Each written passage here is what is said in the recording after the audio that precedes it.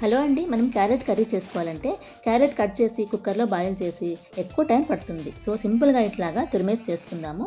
నీళ్ళు తీసేసి చక్కా తురిమేసి పెట్టుకొని 2 టేబుల్ స్పూన్ల ఆయిల్ వేడి చేసి తిరగవాత గింజలు వేసి అవి ఎర్రగా వేగిన తర్వాత ఎండుమిర్చి కరివేపాకు వేస్తున్నాను.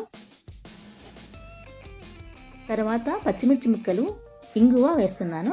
గుర్తుపెట్టుకోండి, క్యారెట్ కూరకు పచ్చిమిర్చి వేస్తేనే బాగుంటుంది. ఎండుకారం పొడి క్యారెట్కు సూట్ అవ్వదు. తర్వాత తురిమిన క్యారెట్ మొత్తం వేసి బాగా కలుపుతున్నాను. 2 నిమిషాల పాటు కలుపుతూ బాగా వేయించాలి.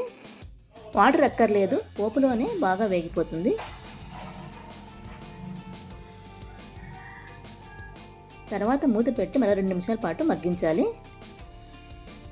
ఇప్పుడు క్యారెట్ రంగు కూడా మారి బాగా వేగిపోయింది.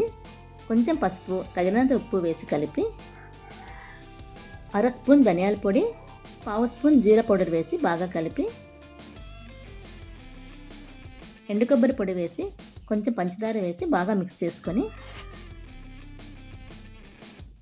చివరలో కొత్తిమీర వేసి కలిపితే క్యారెట్ వేపుడు రెడీ అవుతుంది.